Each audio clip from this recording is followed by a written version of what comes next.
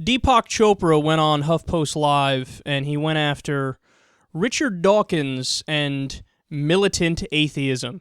You describe Dawkins as a divisive figure and his belief system as problematic, and you say, quote, faith is supported by logic, but it's hard to convince someone if your logic isn't theirs. Dawkins has alienated even those who share his atheism because he arrogantly supposes that he took out the patent on rationality. No logic works but his.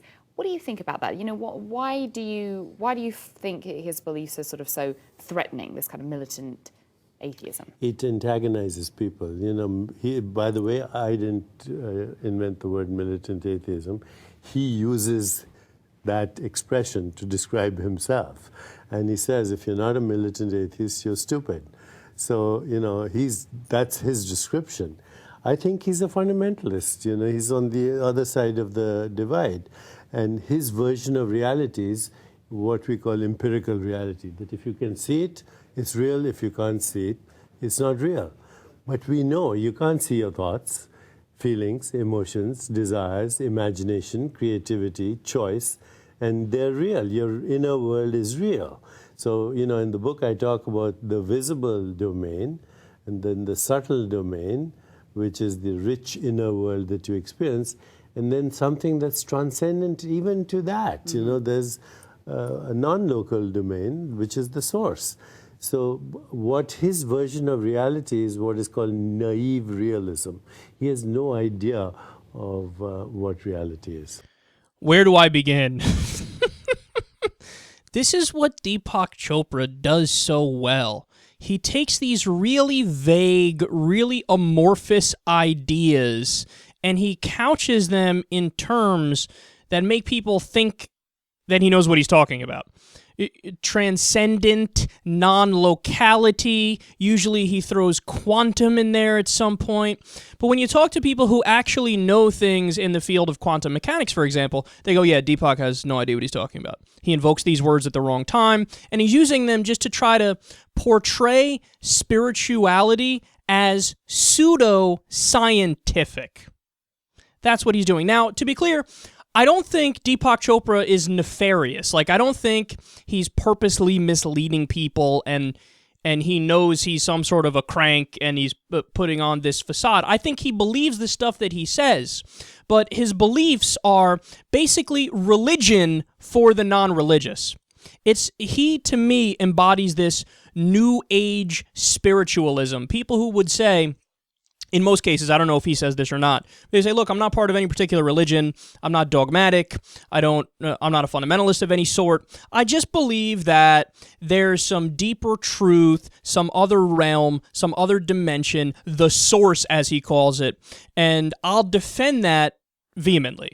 And I'll pretend like there's this all-knowing oneness of the universe and this spiritual realm. And again, they always purposely make it vague because they don't want to be pinned down by people who are true materialists and truly believe in rationalism and truly believe in empiricism. Like, by the way, he's openly mocking right there. He says about Dawkins, he's a fundamentalist. No, he's not. Look, I always respond whenever people make this argument that, oh, the atheists are fundamentalists and atheism is a religion. The response to that is, like Bill Maher says, atheism is a religion like abstinence is a sex position. It's absolutely not a religion.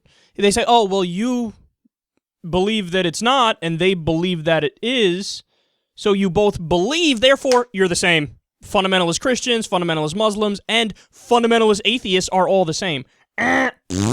Nonsense, because there's no one document that lays out things in a rigid way where we all adhere to it.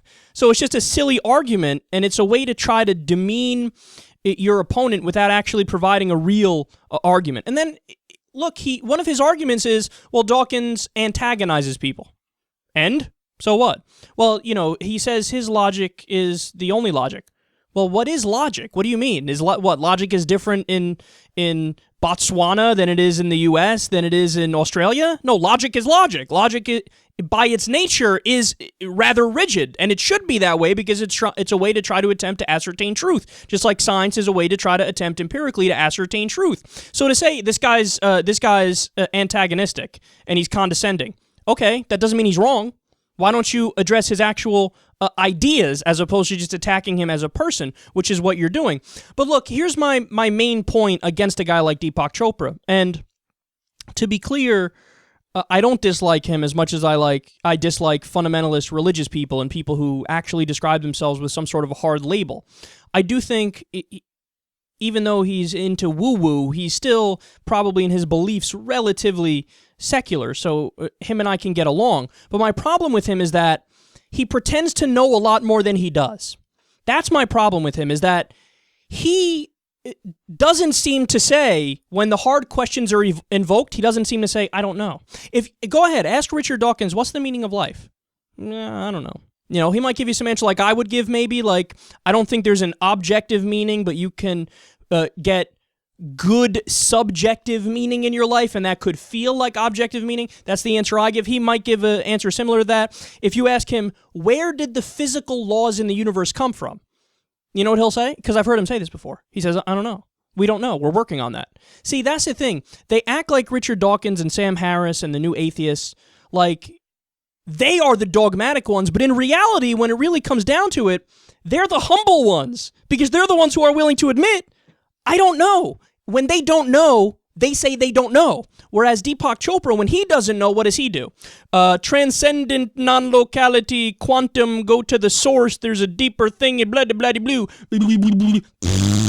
No, be honest, dude. Be honest. Say you don't know. Say you don't know, because we don't know. Nobody knows. The fundamentalist Christian doesn't know. The fundamentalist Muslim doesn't know. The New Age spirituality people like you don't know. New atheists like myself, we don't know. But just say you don't know. The only people who are honest and willing to say about these questions that we don't know, that they don't know, are us. It's not Deepak Chopra. It's not anybody who believes in any kind of spirituality. It's not anybody who believes in any kind of religion. So stick with the honest people, because you know we're not going to bullshit you when we don't know.